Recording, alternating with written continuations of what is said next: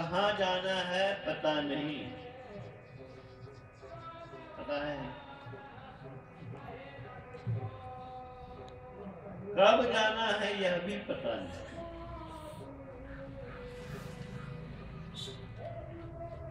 हम लोग 2 दिन के लिए कहीं जाते हैं, उसकी पूरी व्यवस्था करते हैं, पटना जाए, दिल्ली जाए, कहीं जाए, तो सोचते हैं कि कहाँ ठहरेंगे, रास्ते का संबल लेके चलते हैं, व्यवस्था, कोई कठिनाई नहीं हो।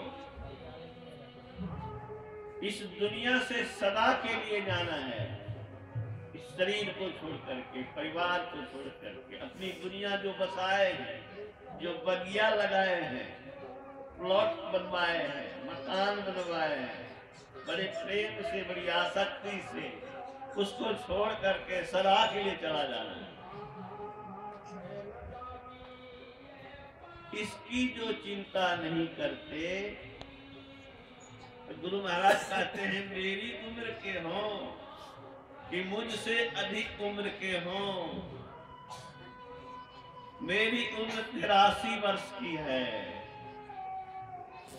मेरी उम्र के हों कि मुझसे अधिक उम्र के हों, वो निरा बच्चा है। बच्चा आगे को नहीं सोचता है,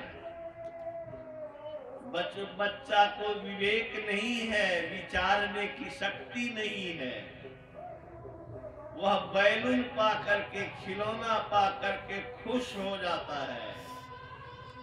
हम आपको खिलौना और बैलून देगा तो नहीं लेंगे, उस पर ध्यान ही नहीं देंगे। गुरु महाराज के कहने का तात्पर्य क्या है? ये संसार बैलून है, फट जाएगा सेकंड में, कोई ठिकाना नहीं है। इसीलिए इस बात को जो चेतते हैं, विचारते हैं, उसके अनुसार कर्म करते हैं, वही सयाने हैं। सयाना कहते हैं समझदार को। अधिक उम्र वाले को सयाना कहा जाता है, लेकिन कभी कभी बच्चे को भी कहता है कि ये तो बूढ़ा जैसा है। तो जिसमें समझ ज्यादा होती है उसी को सयाना कहते हैं। तो गुरु महाराज कहते हैं वही सयाना है जो आगे को चेतते हैं। तो बहन पुण्यशीला बहन तो चेती हुई थी, वो ध्यान अभ्यास सत्संग करती थी, गुरु के चरणों में रहती थी। यही सबको करना चाहिए। अभी का पाठ का विषय आया योग है। योग क्यों करें? योग जब ये है तो उसके साथ वियोग लगा हुआ है। वियोग हुआ है तब तो योग होना है। किससे वियोग हुआ है? परमात्मा से हमारी आत्मा का वियोग हो गया, और वियोग हो गया है, आवरणों से हम लोग आबद्ध हो गए। इसको उससे मिला देना योग है। जीव को पीव से मिलाना योग है। अभी भगवान शंकर और ब्रह्मा के संवाद को हम लोगों ने सुना। उसमें कहा गया भगवान शिव से जिज्ञासा कर रहे हैं मुक्ति के लिए, दुखों से छुटकारा के लिए, अभाव से, परेशानी से, संकट से, गम से, दुर्दशा से सदा के लिए छुट्टी हो जाए, नित्यानंद ब्रह्मानंद प्राप्त कर सके। जो आनंद हमसे कोई छीन न सके, वो आनंद दुनिया में है क्या? गुरु महाराज ने कहने की कृपा की, राजा रानी राष्ट्रपति प्रधानमंत्री कुछ भी बन के रहो, संसार में चैन नहीं है। चैन अपने अंदर में है। ये संसार काजल की कोठरी है, जो यहाँ आते हैं कुछ न कुछ दाग लग जाता है, कुछ न कुछ ये मन और इंद्रियां लोगों को बाका करके जो कर्म नहीं करना चाहिए वो कर बैठते हैं। विवेक के अभाव में भी सही काम लोग नहीं कर पाते, उसका फल दुख अवश्य होता है। इसलिए इस संसार से भाग जाना अच्छा है। कहाँ चले जाएं? हरिद्वार। परिवार छोड़ना, संसार छोड़ना नहीं है। शरीर इंद्रियों से अपने को ऊपर उठा लेना, जहां संसारिकता है ही नहीं, वहां जाने की बात गुरु महाराज कहते हैं। इसके लिए घर बार छोड़ने की जरूरत नहीं है। और स्विच ऑन किया, उधर बल्ब जल गया, ऐसा भी होने वाला नहीं है। इसमें लंबे समय लगते हैं, कई जन्म लगते हैं। गुरु महाराज के प्रवचन में आया है कि जिसकी दृष्टि सुषुम्ना में स्थिर हो जाती है, उसकी अवस्था बदल जाती है। अवस्था बदल जाती है तो होता क्या है? जैसे स्वप्न भंग हो जाने के बाद हंसी आती है कि हम कहाँ रो रहे थे,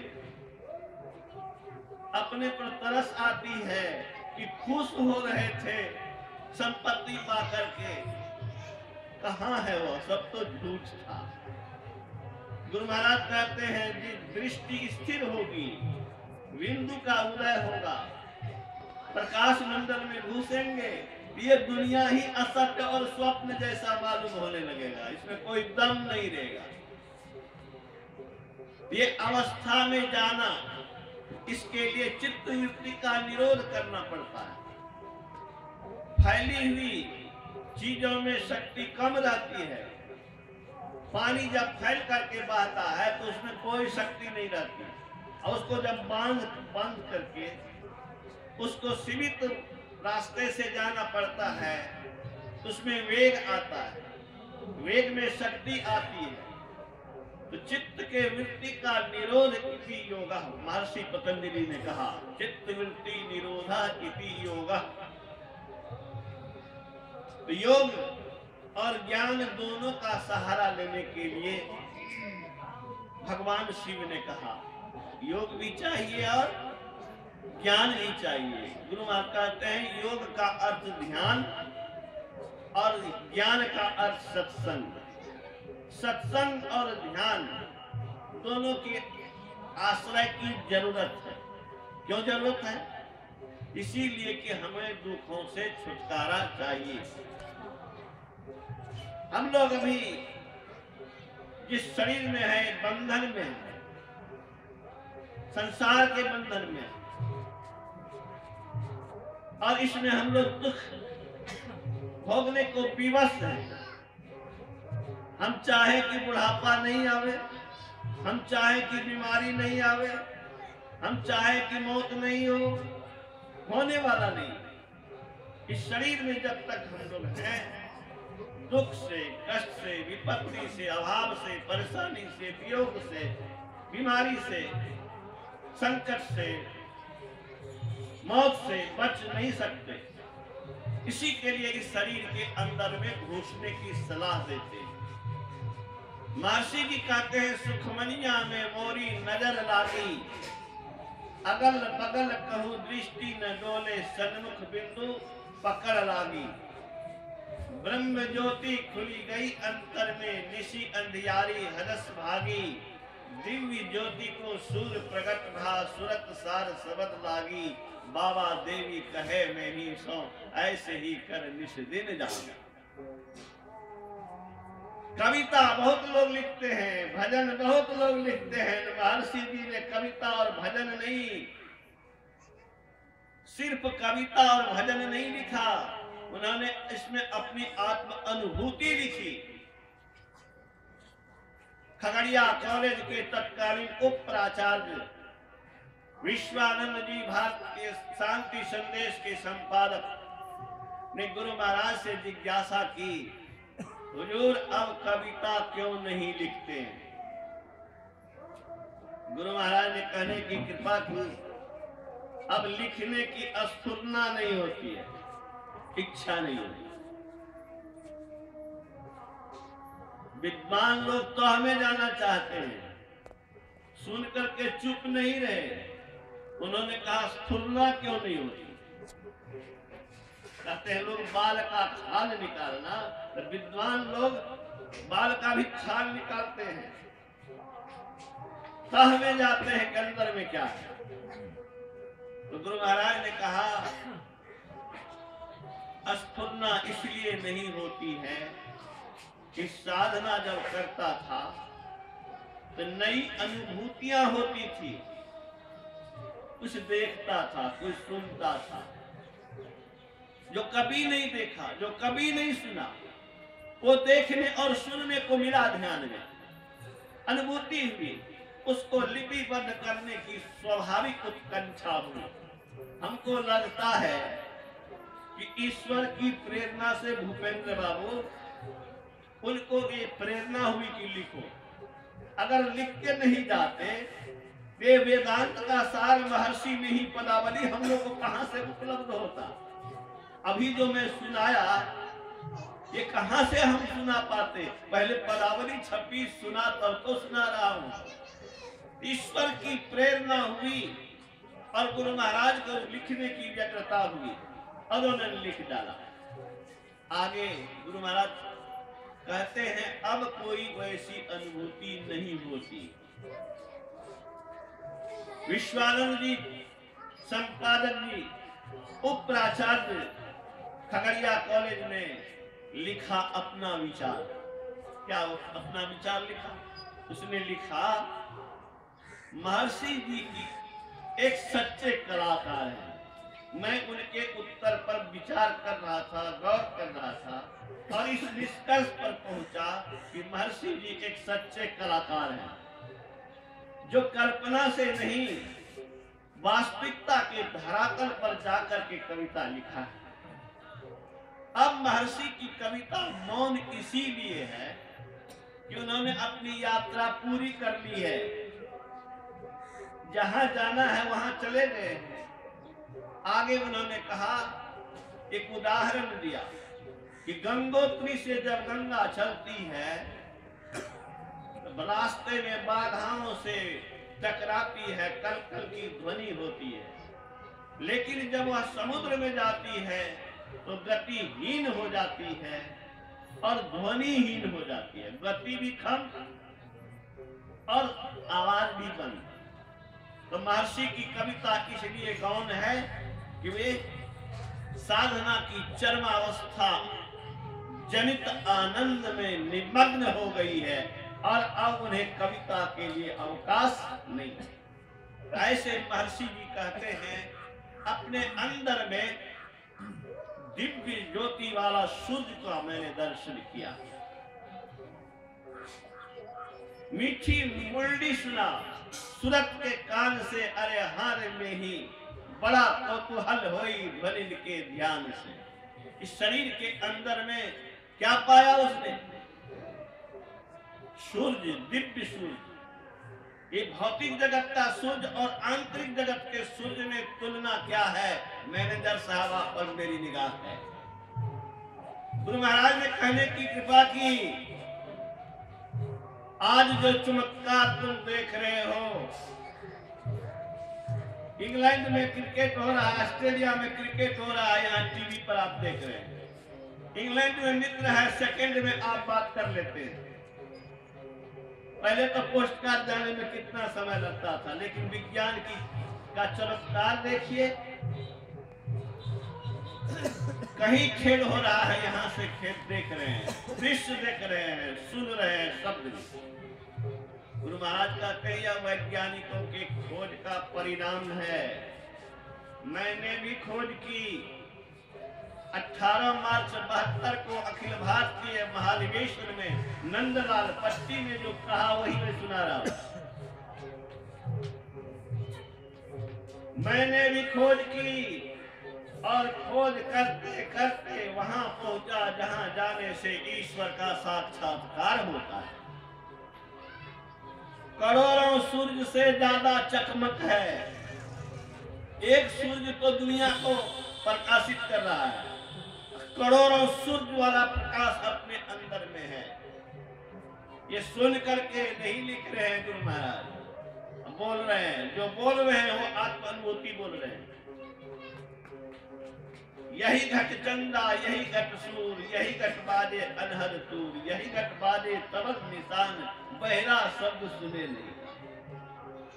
अंदर में वह शब्द है, अंदर में वह प्रकाश है, हम आप देख नहीं पा रहे। महर्षि जी ने देखते हुए कहा, करोड़ों सूर्य से ज्यादा चकमक है, लेकिन उसमें गर्मी नहीं है, उसमें शीतलता है।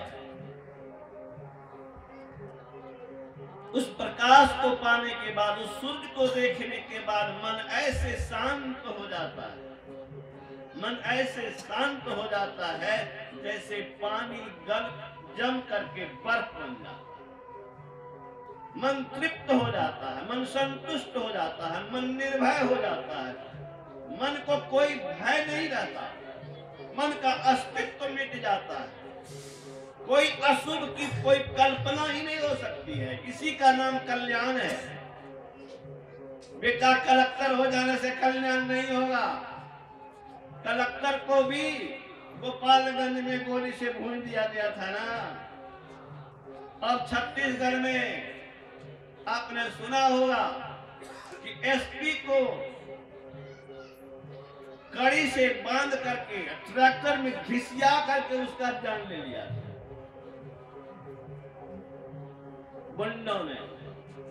एसपी और डीएम बनने से भी नहीं काम चलेगा। प्रधानमंत्री की भी तो दशा हम लोगों ने देख ली है। अंगरक्षक ने भूंज डाला, एक नहीं कई को। उसके बेटे राजीव गांधी को मानव बम ने चिथड़ा बना दिया। दूसरी ओर संत में क्या शक्ति है सो सुन लीजिए। मैं मधेपुरा आया ही था, लेक्चरर बना था, गुरु महाराज कृपा घाट में थे, दर्शन की इच्छा हुई चला गया। 2 बजे का दिन, गर्मी का दिन, पंखा चल रहा था।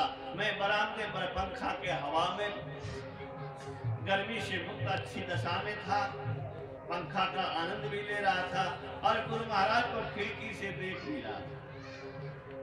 गुरु महाराज लेटे हुए थे। गुरु महाराज मेरे विश्वास को दृढ़ाने के लिए अथवा अपनी लीला करने के लिए, हमको तो लगता है कि हमारे मन में विश्वास को मजबूत करने के लिए उन्होंने कुछ कहा। क्या कहा? कहते हैं, हे अमेरिका के राष्ट्रपति रीगन। अमेरिका के राष्ट्रपति से बात यहीं से हो रही है।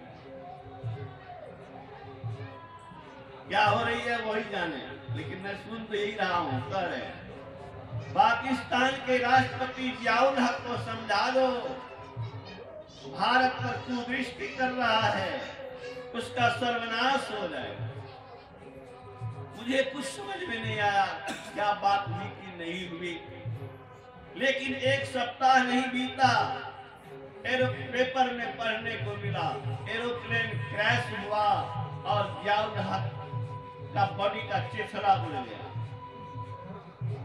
उनके चांदी के दांत थे, उन चांदी के दांतों द्वारा पहचाना गया कि यही जियाउल हक राष्ट्रपति पाकिस्तान का शरीर है, शव है, लाश है, और उसी को दफनाया गया।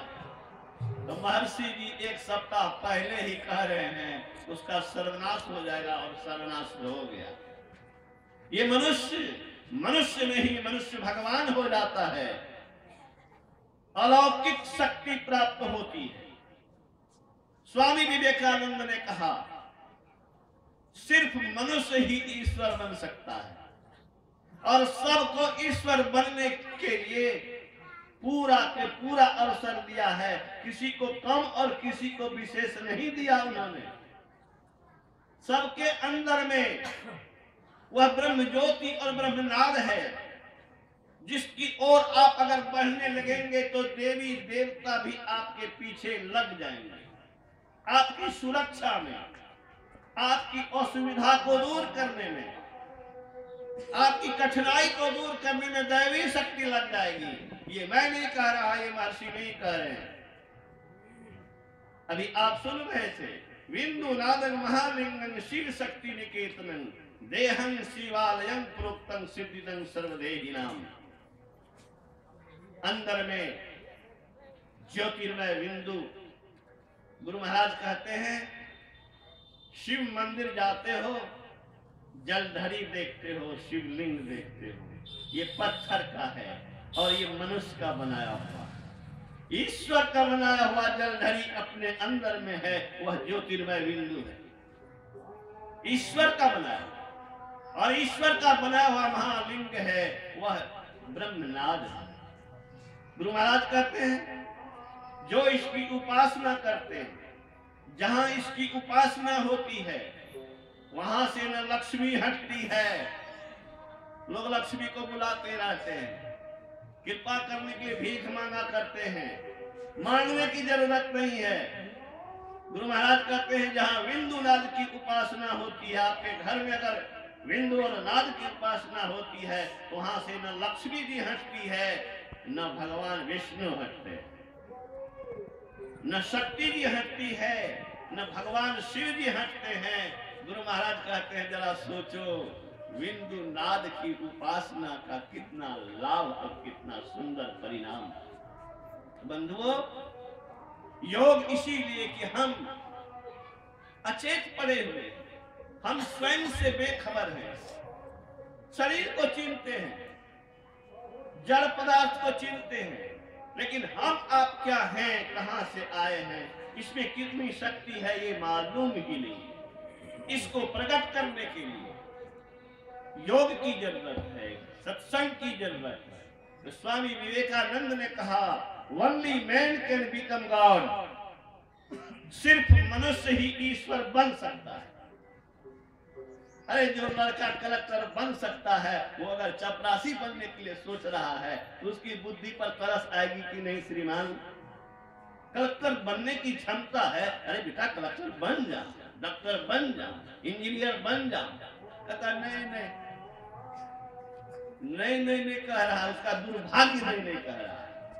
इसी तरह से जो ब्रह्म बन सकता है, हम आप ब्रह्म बन सकते हैं, और ब्रह्म बनने के लिए परमात्मा ने भेजा है मनुष्य शरीर में। इसके बावजूद आप कोशिश अगर नहीं करते हैं तो क्या है, ना समझ और नादान के सिवा और कुछ नहीं। स्वामी विवेकानंद ने कहा मनुष्य और पशु में एक ही अंतर है। क्या अंतर है? मनुष्य अपने इंद्रियों को नियंत्रित और संयमित करके ब्रह्म बन सकता है, यह काम पशु नहीं कर सकता। पशु सत्संग नहीं कर सकता, पशु ध्यान नहीं कर सकता, पशु भगवान नहीं बन सकता, पशु चंद्रलोक नहीं जा सकता, पशु मंगल ग्रह पर नहीं जा सकता, पशु संसार का मालिक नहीं हो सकता। मनुष्य संसार का मालिक बना हुआ है। मनुष्य को काटा जाए तो मौत, फांसी की सजा हो सकती है, लेकिन पशुओं को काटा जा रहा है, उसका सुधि लेने वाला कोई है क्या? सिर्फ संत महात्मा को दया आती है। गुरु महाराज ने कहने की कृपा की, मनुष्य बाघ, सिंह, हाथी जैसे विशाल जानवर को अपने काबू में करके नाच नचाता। इतना ही नहीं, भक्ति के बल पर देवता को बस में करके भी उसको भी अपने अधीन कर लेता है, देवता को भी अपने अधीन कर लेता है। हम लोग सुने हैं, पढ़े हैं कि रावण के यहाँ कुबेर पानी भरता था, लक्ष्मी झाड़ू लगाती थी, क्या क्या सुने। और ये कहानी नहीं है, इसमें सच्चाई है। भक्ति के बल पर ये होता है। आप लोग सुने होंगे अमर सिंह की कहानी। गुरु अंगद देव के घर में उनकी बेटी आई थी पतहू बनकर के, बहुत अच्छा भजन गाती थी। भजन को सुन करके अंगद देव भी बड़े, अमर सिंह बड़े खुश हुए। अमर सिंह बड़े खुश हुए भजन सुन करके। उससे कुछ बात की, कहा मेरे पिता जो हैं गुरु अंगद देव जी, उन्हीं से ये भजन मैं सुनी हूँ, वे बड़े महान भक्त हैं।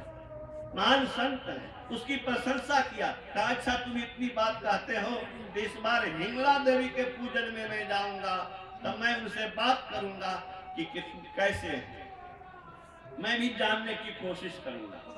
समय आया, वो चले।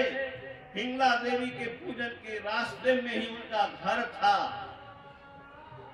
गुरु अंगद देव जी का। रात्रि विश्राम किया, ब्रह्म मुहूर्त में तैयार होकर के चलने वाले हैं हिंगला देवी के पूजन में। तैयार हो रहे हैं, देखते हैं कि एक महिला खड़ी है,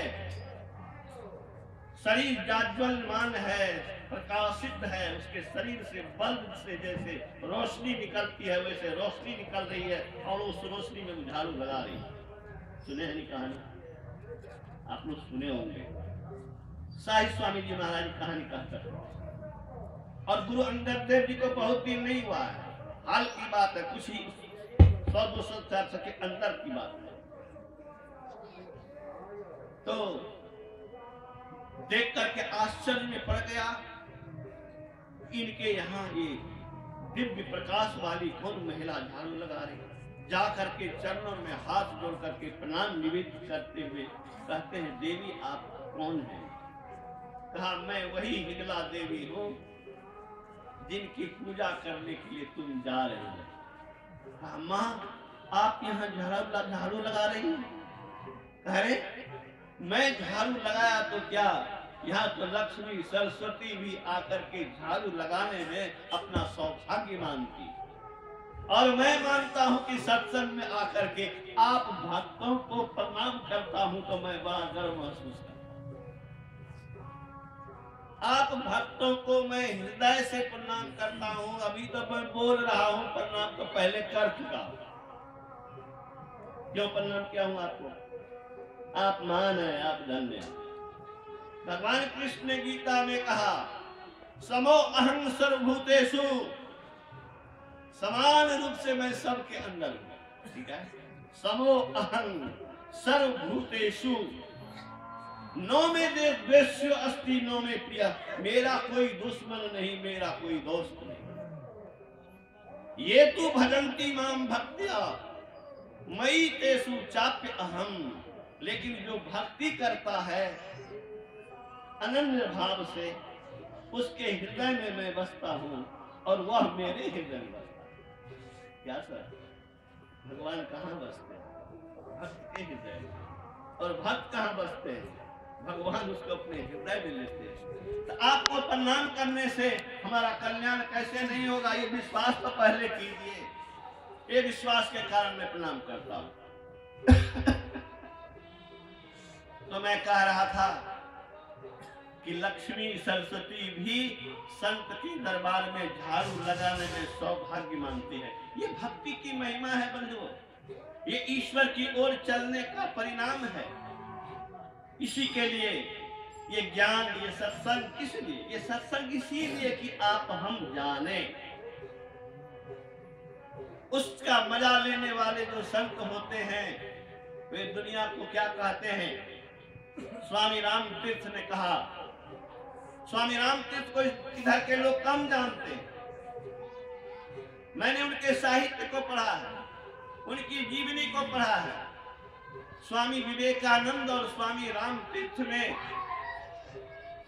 अंतर करना कठिन हो जाता है, ये कहना कठिन हो जाता है कि इसमें दोनों में से कौन ज्यादा क्रांतिकारी थे, जो कौन बड़े योद्धा संत थे, कौन विशेष विद्वान थे, कौन विशेष वैरागी थे, कौन विशेष हितकारी थे, कौन बड़े संत थे, ये विवेचन करना हमारी शक्ति से बाहर है। दोनों में हम समता पाते हैं। तो स्वामी रामकृष्ण ने क्या कहा? अंधे को संसारिक वस्तु से प्रीति भाती है। क्या कहा? अंधे को संसारिक वस्तु से प्रीति भाती है। अगर उनकी परिभाषा को मानिए तो हम लोग अंधे हैं। वे सब लोग अंधे हैं जिनको मकान प्यारा है, जिनको दुकान प्यारा है, जिसको बैंक बैलेंस प्यारा है, जिसको संसार की चीजें प्यारी है, जिसको परिवार प्यारा है, वो सब अंधे हैं। क्यों कहा है? इसलिए कहा कि उसने ईश्वर का साक्षात्कार किया। ईश्वर के साक्षात्कार से होने वाले महदानंद परमानंद को पाया, उस शक्ति को महसूस किया। शरीर त्याग करने से पहले कह दिया अब मेरे जीवन की लीला समाप्त होने वाली। स्वामी विवेकानंद ने 4 साल पहले कहा अब मेरे जीवन की आंधी मिटने वाली है। बंधुओं, ये शक्ति मनुष्य में आती है, कहां से आए हैं कहां जाएंगे, भक्ति के लिए। तो स्वामी विवेकानंद रामकृष्ण के वचन को पूरा करो, अंधों को ही संसारिक वस्तु से प्रीति भाती है, दिल के मंदिर में यह व्यभिचार। अंधे तो नहीं कहा साहब बाबा, उन्होंने अंधा ही नहीं कहा, व्यभिचारी भी हम लोग को कह दिया। व्यभिचारी किसको कहते हैं? उस औरत को व्यभिचारी कहते हैं, उस मर्द को व्यभिचारी कहते हैं जो पर पुरुष से या पर पत्नी से प्रेम करता है छिप करके, ऐसे आदमी को व्यभिचारी और व्यभिचारिणी कहा जाता है। स्वामी रामकृष्ण ने संसार से प्रेम करने वाले को व्यभिचारी और व्यभिचारिणी कह दिया। क्यों कहा? कि इस जीव का पति तो परमेश्वर है, उसको छोड़ करके संसार से प्रेम करता है, वह व्यभिचारी और व्यभिचारिणी ही है। स्वामी विवेकानंद के शब्द को मैं रखूं, उन्होंने कहा जिस दिन आध्यात्मिकता से मुख मोड़ाव होता है, आत्मा की ओर नहीं जाकर, सत्संग की ओर नहीं जाकर, ज्ञान ध्यान पर अपना मन नहीं लगा करके जो संसार की चीजों की ओर दौड़ता है, कहते हैं जिस दिन ऐसा होता है उसी दिन से उस व्यक्ति और उस राष्ट्र की मृत्यु प्रारंभ हो जाती है। क्या प्रारंभ हो गई? मृत्यु, मौत। मरने जा रहे हो, तुम कहते हो हम बनने जा रहे हैं कलेक्टर, मालूम दुनिया में सुखी और संपन्न। कहा कि भाई बिजनेस करते हैं। कहा बिजनेस क्यों करते हो? तो कमाई होती है। कमाई किस लिए करते हो? तो गुजर करने के लिए। गुजर किस लिए करते हो? कहा जीने के लिए। तो कहा जीते हो काहे के लिए? चुप हो गया, चुप हो गया। बड़े से बड़े विद्वान चुप हो जाते हैं। मैं गोरखपुर में प्राकृतिक चिकित्सा केंद्र में एक फॉरेनर से बात किया। बातचीत के क्रम तो अंग्रेजी में थे, मैं हिंदी में ही रखना चाहता हूं। मैंने कहा कि आपके जीवन का क्या उद्देश्य है? मेरे मन में हुआ कि कुछ आध्यात्मिकता का पाठ इनको सुनावे। मैंने कहा आपके जीवन का क्या उद्देश्य है? What's your aim of life? सोचा 2 मिनट का, आई डोंट नो। अरे किस लिए जीते हो मालूम ही नहीं है। कैसी बात है? किस लिए जी रहे हैं ये पता ही नहीं। थोड़ी देर के बाद उसने कहा आप किस लिए जीते हैं? तो मैंने कहा मैं इस आत्मा को मुक्त बनाने के लिए चाहता हूं। जरा मरण मृत्यु बुढ़ापा आदि क्लेश जो होते हैं, संकट और विपत्ति जो आती है, उन क्लेशों से, विपत्तियों से, दुखों से, अभावों से मुक्त करने के लिए, स्वतंत्र जीवन जीने के लिए मेरा जीवन का लक्ष्य है। उसके लिए मैं प्रयत्नशील हूं। हरिद्वार गया था 2010 ईस्वी में। अखिल भारतीय में एक विदेशी महिला 6.5 फीट की हमसे ऊपर, 20 वर्ष की उम्र, फॉरेनर से बात करने की इच्छा हो गई। मैंने उससे भी यही पूछ दिया what's your aim of life? जीवन का उद्देश्य क्या है? आपको जान करके आश्चर्य होगा, उसने जवाब दिया समाधि। अमेरिका की लड़की 20 वर्ष की, वो बोलती है समाधि, और भारत के आपके 40 वर्ष के बेटे को समाधि का ज्ञान नहीं है। ये शर्मनाक बात है। बेटे को रसगुल्ला तो दे रहे हैं, बेटा को कलेक्टर बनाने के लिए तो सोच रहे हैं, बेटा को करोड़पति बनाने के लिए तो सोच रहे हैं, लेकिन बेटा को सदा के आनंद के लिए जो रास्ता है उस रास्ते पर चलने के लिए अगर प्रेरित नहीं करते हैं, उसमें प्रोत्साहित नहीं करते हैं, आप कितने समझदार हैं ये तो आप ही जानिए। हम जानते हैं और मानते हैं कि संसार में जो सबसे प्रिय चीज है वह मुक्ति है, वह स्वतंत्रता है, वह ईश्वरत्व है, वह दैवत्व है।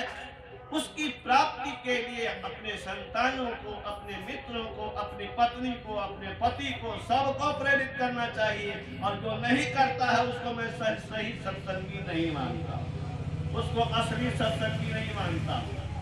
तो दुख विपत्तियां काटू न विपत्तियां सतगुरु ना ही बिसरवाना। तो विपत्ति को काटने के लिए गुरु महाराज पास जो मोक्ष को, मुक्ति को, ईश्वरत्व को असली चीज मानता है, उसके लिए प्रयत्न करता है, उसी को ही मैं असली सत्संगी मानता हूँ। तो बंधुओं, अभी आप सुन रहे हैं, देहावसाने समय चित्ते यद्य भावी, मरने के समय जो भावना होती है उसी के अनुसार अगला जन्म होता है, अगली गति वैसे होती है। तो मरने के समय क्या चाहते हैं लोग? सोचते हैं कि पिता स्वर्गीय हो, स्वर्ग के नाम से लोग खुश हो जाता है। संत महात्मा स्वर्ग के नाम से खुश नहीं कहते हैं, होते हैं, वो कहते हैं स्वर्ग से भी पुण्य छीन होने पर फिर से भूमंडल पर आना पड़ेगा। पुण्य छीन सोई देव स्वर्ग से नरक में आवे। मैं बराबर कहता हूँ, दौड़ धूप किस लिए सर? दौड़ धूप प्रगति के लिए, उन्नति के लिए। क्या सही है ना? दौड़ धूप करें, न प्रगति हो न उन्नति हो, अवनति हो, तो दौड़ धूप बेकार का हो गया, ना समझी वाला हो गया, बेवकूफ का दौड़ हो गया। हम दौड़ेंगे कहाँ? जहाँ जाने से हमारी प्रगति हो, तब ना। तो संसार में जो प्रगति है, ये प्रगति कैसी प्रगति है? ये प्रगति ऐसी प्रगति है जो अवनति में बदल जाती है, दुर्गति में बदल जाती है, दुर्दशा में बदल जाती है। बन गया राष्ट्रपति और उड़ गया कहां? खाक में मिल गया। दूसरी तरफ संत में वो शक्ति होती है कि एक बार जिसको वचन दे दे, एक बार शब्द बोल दे, एक बार हृदय से शुभकामना कर दे, तो वो निहाल हो जाता है। गुरु दाता दयाल, वो काटे जम जाल, पल में कर दे निहाल, भजो साध गुरु, साध गुरु, साध गुरु। 1977 के चुनाव में इंदिरा गांधी बुरी तरह से हारी थी, सत्ता छीनी चली गई थी। पूरा बिहार में 54 सीट में एक भी सीट दांत खोदने के लिए नहीं मिला। उत्तर प्रदेश में 85 में 85 सीट जनता पार्टी को मिली। हरियाणा में 10 में 10 सीट जनता पार्टी को मिली। इंदिरा गांधी जी जेल गई, जिसको दुर्गा का अवतार 71 में कहा गया, वो 77 में जेल गई। कितनी अपमानित हुई। जो विश्व में आदरणीय विश्व नेता, वर्ल्ड लीडर, उसको जेल जाना पड़ा। बड़ी अपमान जिल्लत की जिंदगी थी। संजोग ऐसा हुआ, उसके मन में इच्छा जगी। 31 दिसंबर 1979 ईस्वी की 11 बजे रात देवरहा बाबा के पास गए। देवरहा बाबा कैसी रात थी? दिसंबर, आखिरी दिसंबर की रात। कैसी होगी कल्पना कर लो। दिसंबर और जनवरी तो ठंडे का मौसम, कड़ाके का ठंड है, उसमें ठीक दिसंबर का अंत और जनवरी का प्रारंभ, 1 घंटा के बाद जनवरी आने वाला। उस क्लाइमेक्स की ठंडी में श्रीमती गांधी को जब दुनिया में कुछ नजर नहीं आया, कहां गई? संत देवरहा बाबा के पास गई। उस समय 11 बजे रात में नदी में स्नान कर रहे थे, सरजू नदी। सूचना मिली, कहा प्रतीक्षा करने को, मैं स्नान के पश्चात आ रहा हूं। आए, साष्टांग दंडवत गिर गई। विश्व जिसके सामने नतमस्तक हो वो दंडवत हो गई। किसके चरणों में? जिसके देह पर 1 इंच का कपड़ा नहीं, मृगछाला से अपने कमर के गुप्तांगों को ढकने वाले ऋषि के सामने विश्व का लीडर और भारत की दुर्गा की अवतार कही जाने वाली प्रधानमंत्री चरणों पे गिरी, साष्टांग दंडवत। देवरहा बाबा ने हाथ उठा के आशीर्वाद दिया, कहा मेरा आशीर्वाद तुम फिर से सत्तारूढ़ हो, ये तुम्हारी नम्रता से मैं बहुत प्रसन्न हूं।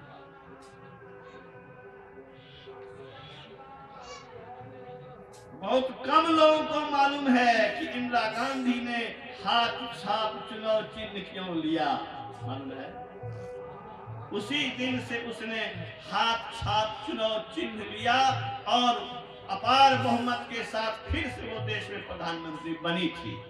लेकिन उसने एक बात और कही कहा था, उसने एक बात और कही थी, नेल लग गया इसलिए कही थी। क्या कही? राम का सदा स्मरण करना। लेकिन राम के स्मरण में कहीं चूक हो गई, इसलिए अंगरक्षक ने भूल डाला। सत्ता पद का मद लोगों को उन्मत्त कर देता है। संत महात्मा को सुख के दिन में नहीं आते याद, संत तो याद आते हैं दुर्दिन। तो बंधुओं, ये संत महात्मा की ये शक्ति कहां से आई? ये ज्ञान से, ये योग से। वही ज्ञान और योग का उपदेश करने के लिए भगवान शिव जी कहते हैं, शिव जी के मंदिर के प्रांगण में रह करके जीवन सेवा करने वाले मैनेजर साहब, शिव जी की असली उपासना यही है कि शिव ने जो कहा वो आप कीजिए। अगर नहीं करते हैं तो पश्चाताप कीजिए और संकल्प लीजिए कि जो जीवन बीत गया बेकारी में, बेगारी में बीता है, उसको अब इस बचे हुए जीवन को मैं बेगारी में बीतने नहीं दूंगा। मैं बराबर कहा करता हूं कि महर्षि मेही की बात को जो न माने वो महर्षि मेही का शिष्य हरगिज नहीं। शिव जी की बात को जो न माने वो शिव जी का भक्त हरगिज नहीं। शिव जी ने कहा जो मांस मछली के लिए ललायित रहता है वह कौवा गिद्ध की जोनी में जाता है। नहीं कह दिया कि बेलपत्र चढ़ा दो और पानी चढ़ा दो और तेरा कल्याण हो जाए। आज्ञा सम न सुसाहिब सेवा, किसी की सेवा उनकी आज्ञा पालन से बढ़ करके नहीं हो सकती। तो शिव जी की आज्ञा यही है कि मांस मछली छोड़ो। शिव जी की आज्ञा है जो शराब पीता है वह निश्चय सुगर होता है। वो नहीं कहते हैं कि मैं तुम्हें बचा लूंगा। और आजकल तो बड़ा विचित्र सा मैं परिवर्तन देख रहा हूं। परिवर्तन यह देख रहा हूं कि प्रेम गायब हो गया, आदर्श गायब हो गया और बुराइयां गड़बड़ी बढ़ गई।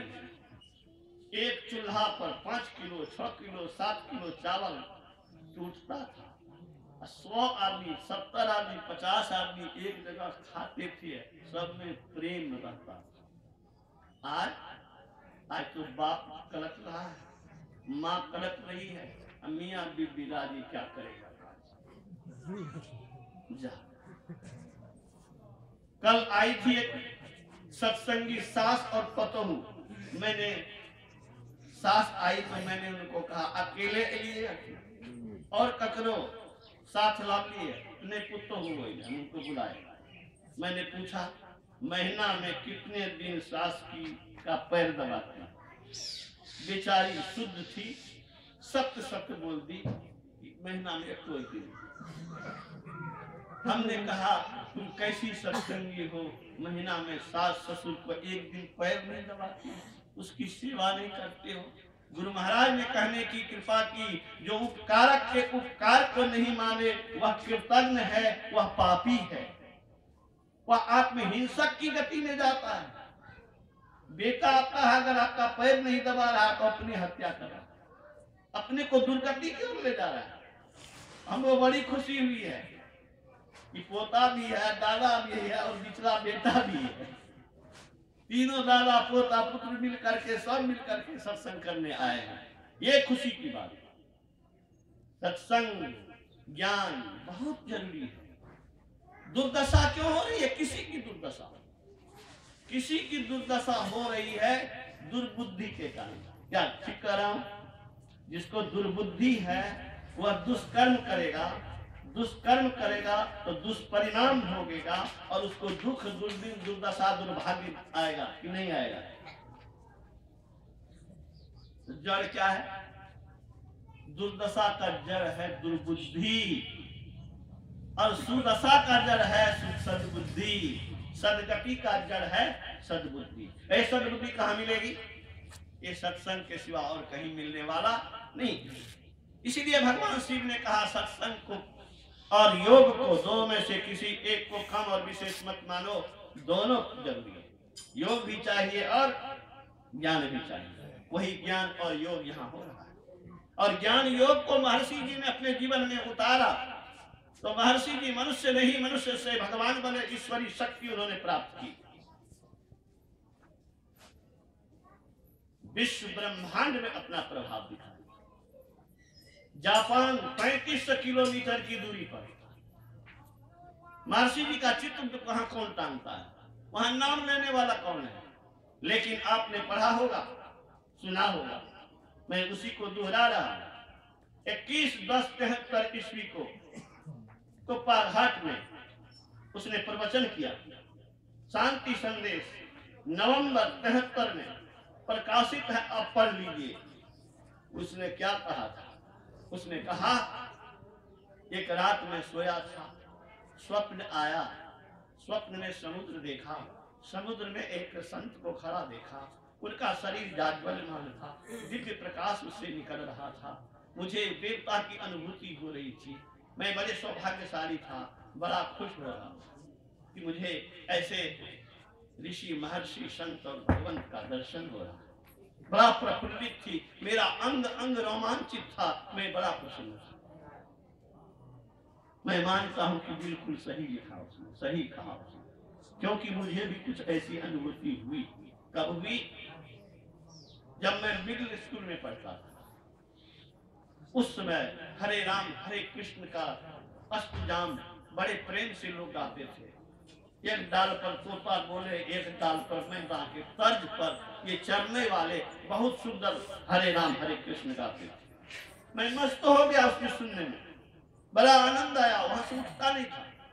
और रात में जब सोया तो मैंने देखा भगवान कृष्ण को बांसुरी बजा रहा। मैं बड़ा प्रसन्न हुआ, अपने साथियों को कह रहा हूँ, देखो देखो वो भगवान कृष्ण आ गए हैं, बांसुरी बजा रहे हैं। तो मुझे तो आनंद की अनुभूति हुई थी। वही आनंद की व्याख्या उन्होंने किया कि मैंने भी बड़ा आनंद महसूस किया। स्वप्न भंग हुआ गया, मैं चिंतित हो गई, मैं दुखी हो गई, मैं उदास हो गई। जो संत थे कहाँ चले? ये मिलेंगे कैसे? कहाँ मिलेंगे? खोजी हो तो वह उसके जैसा। हम लोग खोजी हैं क्या? बिल्कुल उनके सामने कुछ नहीं है। कैसे? उसने लिखा कि मैं कश्मीर से लेकर कन्याकुमारी तक सारे तीर्थों में, मंदिरों में गई, ईश्वर के खोज में, संत के खोज में। भारत के कौन कौन कोना के लिए यहाँ कितना कष्ट होता है कहीं जाने में। अमेरिका से भारत आकर के उसकी भाषा नहीं समझने वाला,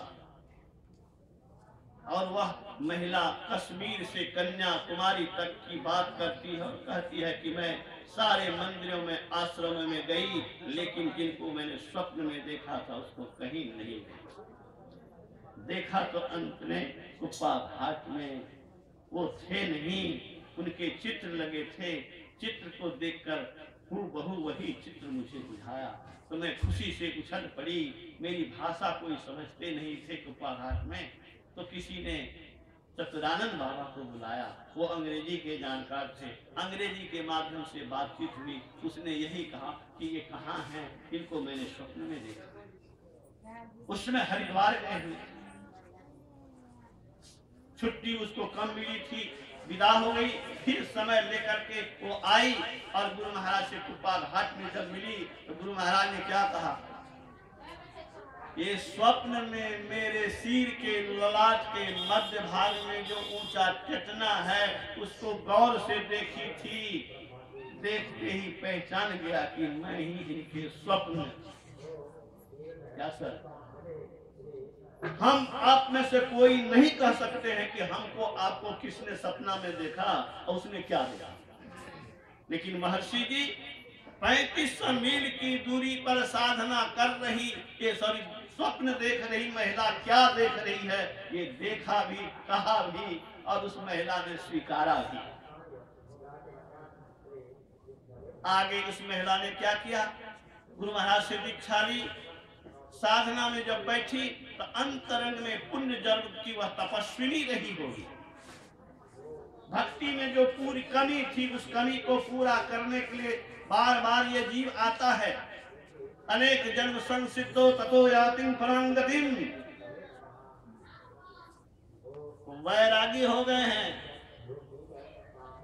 मनोज बाबा इस कम उम्र में, इस कम उम्र में इस गांव के युवकों को देखकर कभी मुझे बड़ी खुशी हुई। आपको खुशी हुई है कि नहीं आप जानिए, लेकिन मैं इस होनहार नौनिहाल बच्चे और युवकों को देख करके मैं बहुत प्रसन्न हो रहा हूँ। इस जवानी में यह इंद्रियों को नियंत्रित और संयमित करने की कला सीख रहा है और सुन रहा है। ये आपके गाँव का, आपके बेटे का भी सौभाग्य है, आपका भी सौभाग्य है, आपका बेटा ऐसा है, आपका पोता का सौभाग्य है, आपका भी सौभाग्य। जिन किसी का बाल बच्चा इस प्रेरणा, इस ज्ञान को ग्रहण कर रहा है, इस रास्ते पर वह चलेगा, संतों की वाणी वृथा नहीं हो सकती है, उनका शब्द बेकार नहीं जा सकता है। जीवन की दिशा पलटेगी, बदलेगी, सुधरेगी, इसमें कोई संदेह की बात नहीं है। आगे उस महिला ने क्या कहा, उस महिला ने कहा कि आज भी 3500 मील की दूरी पर मैं जब साधना करने बैठती हूँ तो महर्षि जी से मुझे कंपन मिलने लगते हैं, वाइब्रेशन मिलने लगते हैं। एक तो वह भी ध्यान करने वाली, एक हम लोग भी ध्यान करने वाले। वो आनंद में वो लिखती है, कहती है, मैं आनंद में फूले नहीं समाती आज भी जब ध्यान करने बैठती हूँ। हम लोग को भी घबराने की जरूरत नहीं है, क्योंकि आम का गाछ लगाए हैं, 1 महीना में तो नहीं है फलेगा, 3 महीना में तो नहीं है फलेगा, लेकिन फलेगा जरूर। आम के गाछ को कोई काट नहीं सकता है, लेकिन भक्ति के गाछ को कोई काटने की क्षमता नहीं रखता है, क्योंकि उस गाछ की रक्षा कौन करते हैं बोलिए, स्वयं भगवान करते हैं। भगवान कृष्ण ने अर्जुन से कहा, पार्थ लेवे न मूत्र विनाश तस्य विद्यते न ही कल्याण कृत कश्चित दुर्गतिं तात गच्छति। पार्थ इस लोक में परलोक में वह नष्ट होता है नहीं, कल्याणकारी कर्म करने में नहीं दुर्गति कहीं। शुभ लोक पाकर पुण्यवान का रहे वर्षों वहीं, स्वर्ग का विशाल सुख हो गया। फिर जन्म लेता श्रीमान सुचि के घर कहीं, या जन्म लेता श्रेष्ठ ज्ञानी जोगी के वंश